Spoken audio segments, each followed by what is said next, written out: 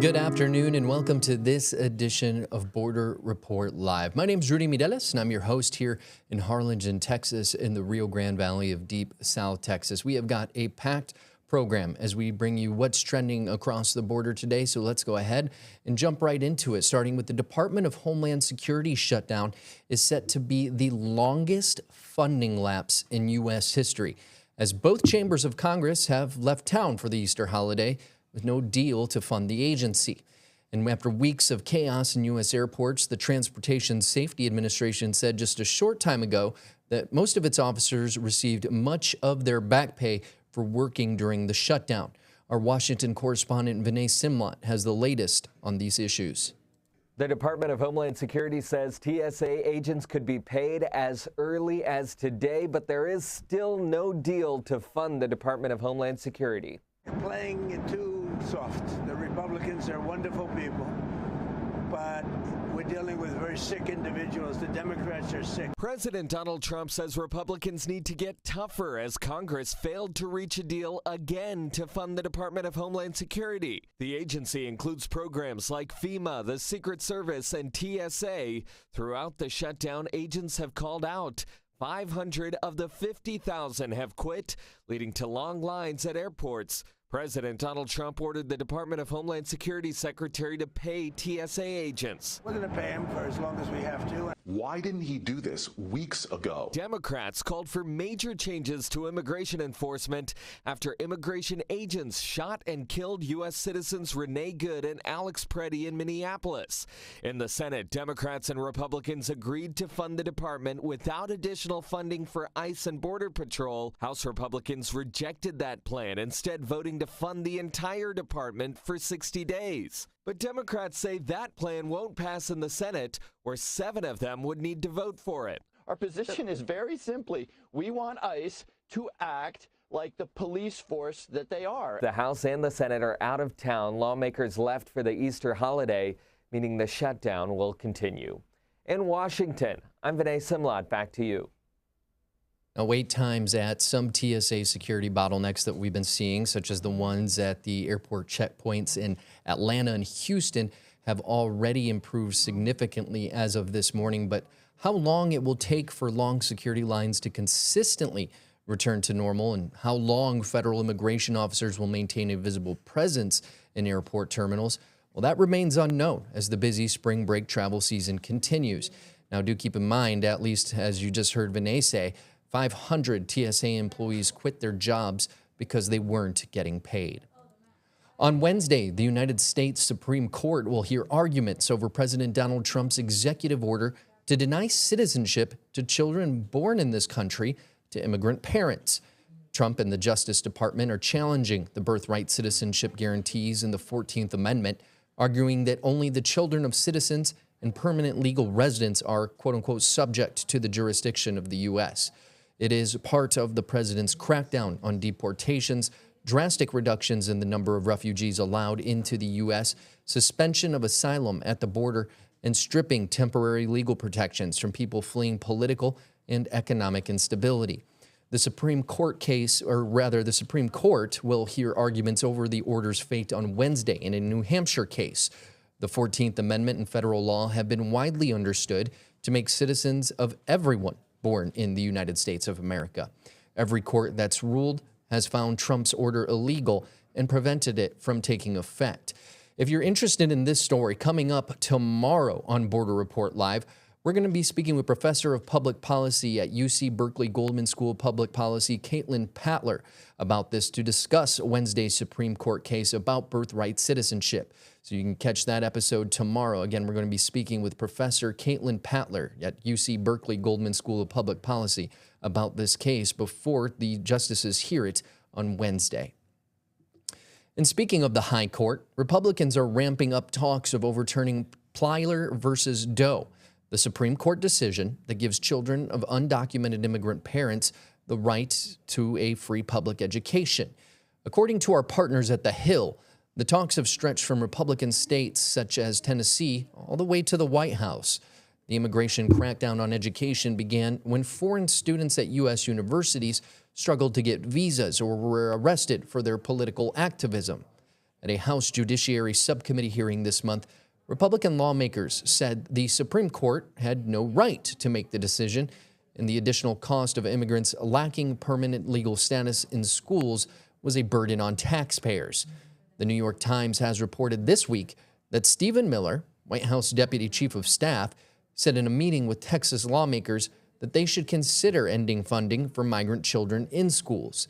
A study by the Center for Immigration Studies showed that in 2021, more than 3 million children who attended public schools had parents who were immigrants and in the United States illegally. In South Texas, a 74-year-old grandmother was held at an ICE detention center after forgetting her green card at home. She had traveled to a Mexican border town to go shopping with her daughter when she was detained. Reporter Jorge Vela has our story. Okay. A long-awaited homecoming made possible by a $15,000 bond.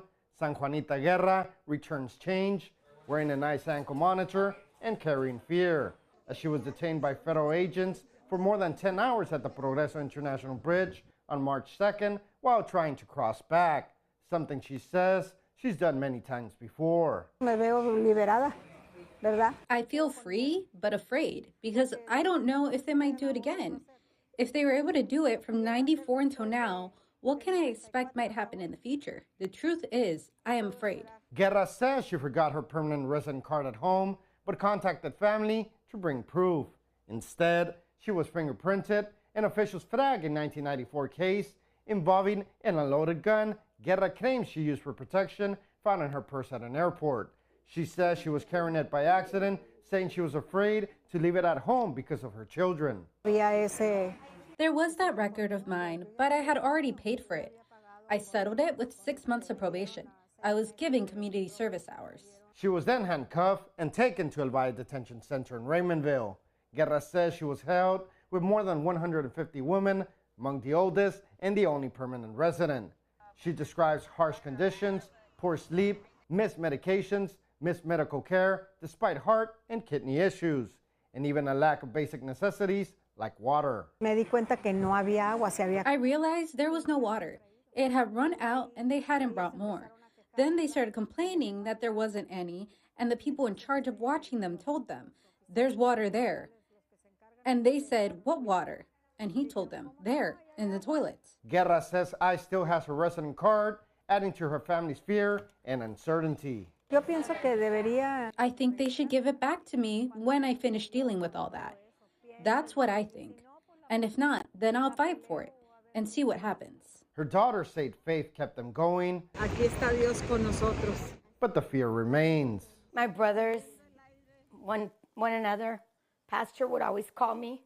Everything's going to be okay. Your mom's going to come out. She hasn't done anything. That was many years ago. My mom is basically not from here at all. She doesn't have anything with her to prove nothing but that ankle bracelet. That's all she has. And I'm scared they take her again. Her attorney, Wendolita Rodriguez, calls this a complex case with a great chance of success. For now, Guerra must report monthly here with ICE starting on April 8th. And while she worries about the woman she left behind, her own legal battle is just beginning. Me sorprendí muchísimo. I was so surprised by the great affection they showed me. So big, very, very big. Because they all came to say goodbye to me with a hug and a kiss, telling me not to forget them. And I told them, just let me arrive and regain my strength, and I will pray for you. For NBC 23 in Harlingen, I'm Jorge Vela. Now, we also learned that the family paid a $15,000 bond so Mrs. Guerra could be released from the detention center. You can find these and all the stories we talk about here, plus a lot more, always 24 hours a day, 7 days a week on borderreport.com. And one of the things you can find there are previous episodes of Border Report Live, like an episode that we brought you last week where we spoke with Lakin Jordahl. Now, Lakin's a national public lands advocate who works to protect wildlife, ecosystems, and public lands throughout the Southwest and U.S.-Mexico borderlands. And he joined myself and our South Texas correspondent, Sandra Sanchez, to talk about the border buoys and other border barriers being brought to the Big Bend National Park area. If you want to learn more about that story, you can visit borderreport.com and type in Big Bend. But when we return from in this edition of Border Report Live, we're going to take a look at the opposition that's only been growing since we last had that conversation about all the border wall that's intending to go into the Big Bend region. So stay with us. Border Report Live is back in 2 minutes.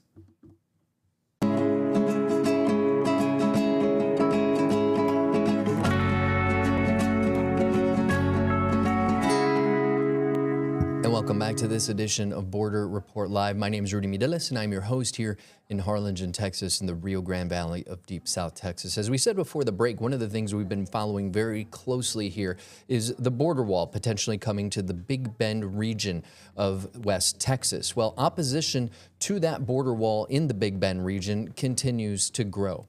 Several groups have created Facebook pages now to voice their opposition to plans to build either physical or electronic walls throughout the area. Last month, many residents of the Big Bend region learned of the plans by U.S. Customs and Border Protection to put in the middle of the environmentally delicate border.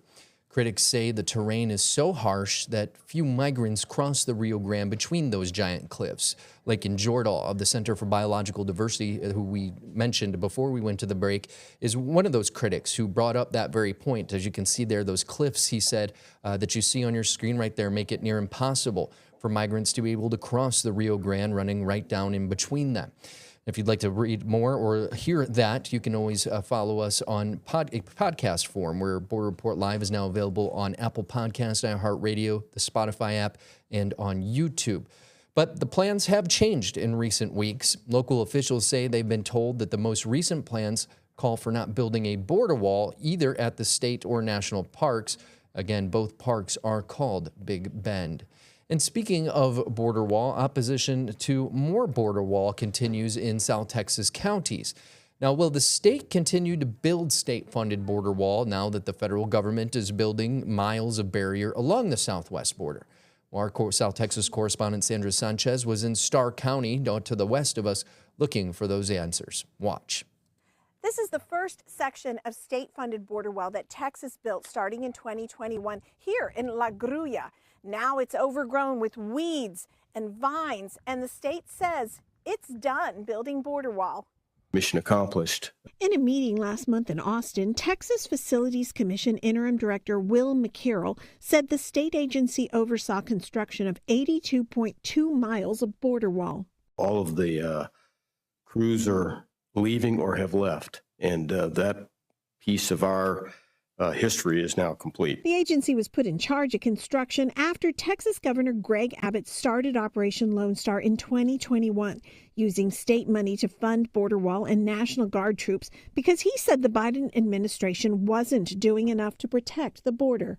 Just a little over 4 years ago, we placed the first panel on the border. The state spent over $3 billion to build just over 80 miles of border wall, most of it in Starr, Hidalgo, and Zapata counties. The state had planned to build 800 miles of border wall, but last year, as President Trump's administration passed the Big Beautiful Bill allocating $46.5 billion to border walls, the Texas legislature cut off wall funding, and that left some gaps. We're standing at the end of the first section. Additional segments were built, but don't quite connect or meet to it. It's like that all along the border. Abbott says Texas is the first and only state to build its own border wall. He claims Operation Lone Star has led to over 500,000 arrests of people trying to illegally cross from Mexico into the U.S. and has led to drug seizures and decreased fentanyl coming across the border. This 1.5-mile section of border wall is one of the last finished by the state. The General Land Office bought this land here near Garciasville because they said at the time Mexican cartel were running drugs as well as trafficking women and children right here in this area. The state and federal border wall look identical, rust-colored steel bollards rising up to 30 feet. In Starr County, Texas, Sandra Sanchez, Border Report.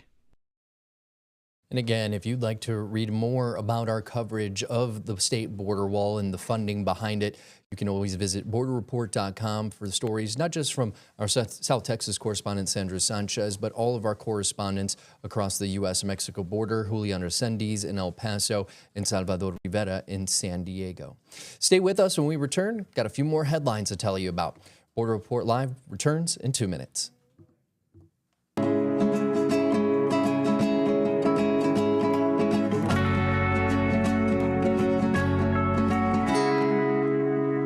Welcome back to this edition of Border Report Live. My name is Rudy Mireles, and I'm your host here in Harlingen, Texas, in the Rio Grande Valley of deep South Texas. You may remember me at the end of last week telling you about a protest that I saw on my way home. I live in McAllen, Texas, which is about 30 miles up the road here on Interstate 2 from Harlingen, Texas. And as I was going under an overpass over the highway, I saw a sign. It caught my eye right away. It was massive letters. It said, "No war." Several more signs as I got closer became visible. You could see that this was a protest against the current administration in the White House. And that protest lasted for about at least the 35 to 40 minutes I was sat there in traffic as I was on my commute home. But that was just kind of the start of more protests that would pop up. Now, over the weekend across the country and even happening overseas, millions hit the streets to protest against President Donald Trump and his immigration policies. The demonstrations marked the third No Kings protest, with recent immigration action and the war in Iran as the focal points this time around. Shauna Mizell has a wrap-up of many of those protests. From New York City to Sparta, Wisconsin, millions took to the streets on Saturday, participating in No Kings protests. No Kings! Expressing their dissatisfaction with President Donald Trump and his administration. The Constitution is important. ICE is out of control. According to organizers, at least 8 million people participated in over 3,000 events across every state. The nationwide rallies in response to recent immigration actions and the war in Iran. Minnesota was an inspiration to the entire country. The Minneapolis-St. Paul protest was designated the flagship event. Hundreds of thousands turned out with immigration crackdowns in the city and the killings of Renee Good and Alex Preddy during confrontations with ICE agents fresh on their minds. Bruce Springsteen, headlining the event, performed a song he wrote in their honor. Their bravery, their sacrifice, and their names will not be forgotten. In Altadena, California, seniors participated in a protest, some over the age of 100. It's important that we defend ourselves against Trump. He's an extremely dangerous man, and I think the country needs to have help. There were some arrests during rallies in Denver and Los Angeles, where police deployed tear gas near a federal detention center. But overall, the demonstrations were largely peaceful. Shauna Mizell, CBS News, Houston.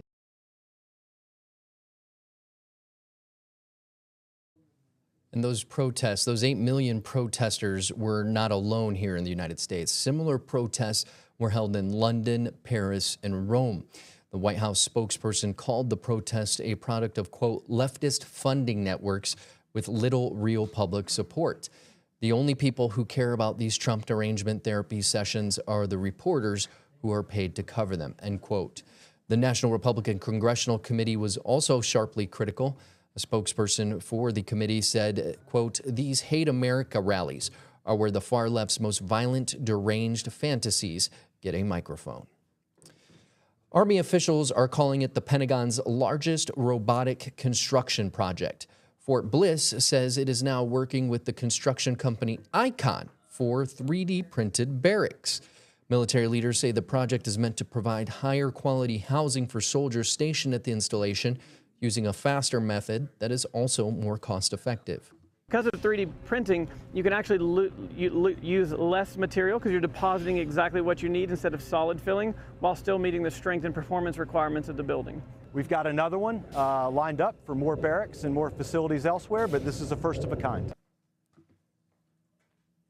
Now, Icon Printing is no stranger to this. They've actually done this at multiple installations across the country and have recently taken their technology to a more commercial level, building multi-walled homes as well. They say it's also a chance for the company to solve what is being considered a housing crisis, a lower income housing crisis across the country. Icon is based out of Texas. If you'd like to read more about them, you can find more on borderreport.com. But Icon says 3D printed materials are also not susceptible to the elements or erosion like other materials, making them perfect for building the barracks. And finally, today, we have one last story to bring you on Border Report Live, and that is commissioners in Zapata County, Texas, have taken a stand against placement of border buoys in the Rio Grande. You may remember us talking to you about the border buoys on several previous editions of Border Report Live. Starting here the state started this a few years ago when Governor Greg Abbott, under Operation Lone Star, installed border buoys out by Eagle Pass, Texas, which was a hot spot for crossings through the Rio Grande at one point. And recently, former Homeland Security Secretary Kristi Noem visited Brownsville, Texas, to show off the new buoy barriers going in, starting at the mouth of the Rio Grande into the Gulf of Mexico. Again, this is that same border buoy system that is currently here in the river in Brownsville, Texas, about 30 miles to the east of us. Our Sandra Sanchez explains the issue. Zapata County commissioners this week approved a resolution opposing the placement of border buoys in the Rio Grande, and they're spending up to $25,000 to study how it could affect the region. All those in favor say aye. Aye. So the resolution is adopted. The vote was led by Zapata County Judge Joe Rathmill, a rancher and border landowner.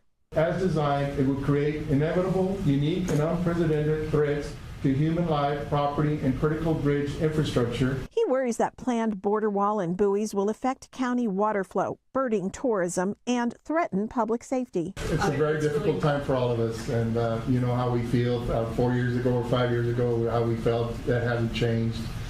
So yes, we don't certainly agree with what seems to be the plan for our county, so we'll do whatever it takes. Several people spoke out at Monday's meeting against new border wall and buoys that DHS is putting up and down the river in South Texas. Projects of this magnitude are going to have enormous consequences, not just only for our infrastructure, but for public safety and the long-term stability of this river corridor. Martin Castro of the Rio Grande International Study Center in Laredo presented commissioners with a study that the nonprofit recently had done by a river specialist. It says border buoys could enhance flooding and change how the water moves, redirecting flood energy, and could cause a risk to public safety. The wall and the buoys is essentially going to speed up what's already been happening, again, with flooding and erosion in very extreme ways. This is a public safety issue that requires more in-depth analysis and more studies from qualified professionals to really evaluate the risks to critical infrastructure and public safety.